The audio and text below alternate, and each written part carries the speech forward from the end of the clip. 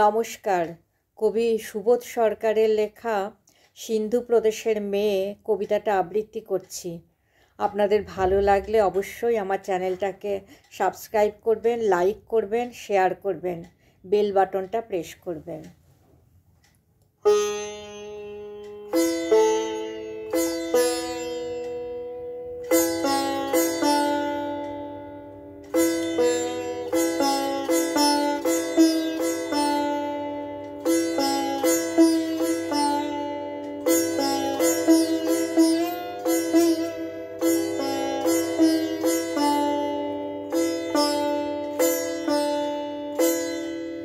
সিন্ধু প্রদেশের মেয়ে। ছেলেটা তোমাকে একবার দেখেছিল। ছেলেটা তখন বিখ্যাত এক কবি। হঠাৎ বিকেলে বোরখা সরালে যেই কবি অভিভূত দাঁড়িয়ে পড়ল রাস্তায়।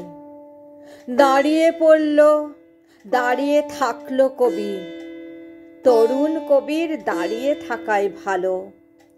তরুণ কবির দু চোখে সিন্ধু প্রদেশ এখনো দাঁড়িয়ে, তার পাশ দিয়ে বাস যায়। জাহিরা, সেদিন বৃষ্টি হয়নি রাত্রে, দুহাত ভরেছে রডোডেনড্রন গুচ্ছে। ভালো না বাসলে কি করে রাত্রি জাগবে?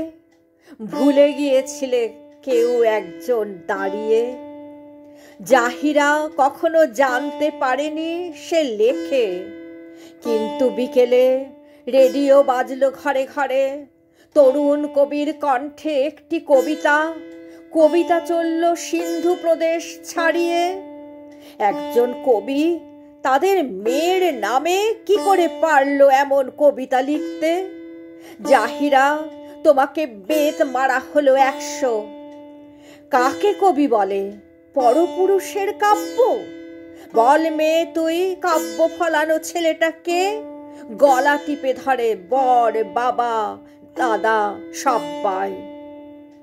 ভাবিনি কখনো রডোডেনড্রন কার নাম। কবিকে ভাবিনি, এখন তাহলে ভাববো। জাহিরা, তোমার নাম লেখা হলো রডোডেনড্রন গুচ্ছে। তরুণ কবিরা দেশে দেশে আজও পুড়ছে। তরুণ কবিরা দেশে দেশে আজও পুড়ছে।